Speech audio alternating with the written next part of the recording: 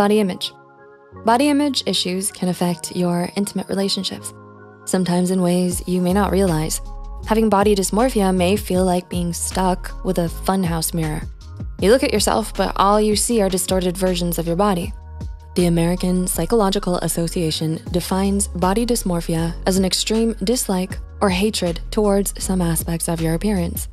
The dislike may not even be warranted. Imagine the struggle of seeking intimacy with your partner, where shame, anxiety, and self-consciousness intertwine. The act of undressing before someone can become particularly daunting, especially for individuals grappling with body dysmorphia. While people's experience with body dysmorphia differs, one thing remains the same: it affects your sexual relationships. A 2019 study published in Psychiatry Research showed that those with BDD, due to body shame, shun intimate relationships and sexual acts. Researchers also noted higher incidences of compulsive sexual behavior. They believed that those who engaged in compulsive behaviors were doing so to compensate for feelings of inadequacy stemming from BDD. Depression.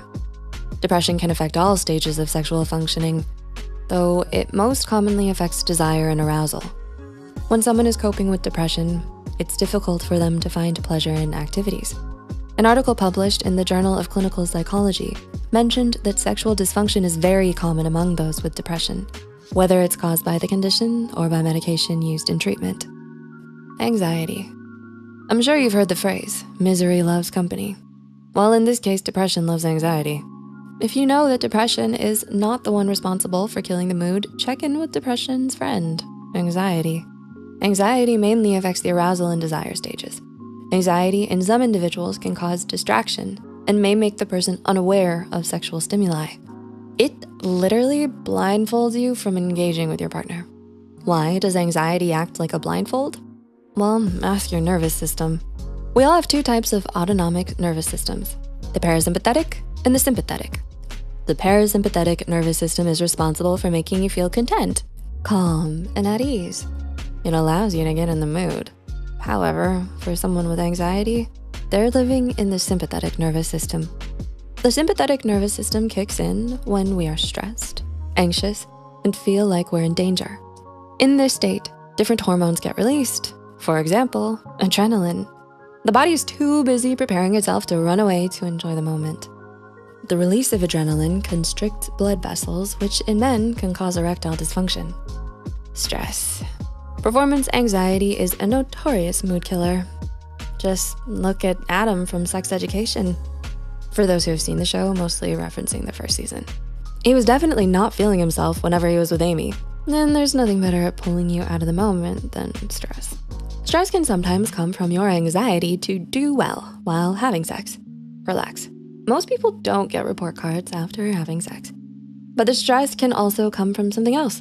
Sometimes it's work, old conflicts, or just general random stress. The way stress interrupts sexy time is by distracting you.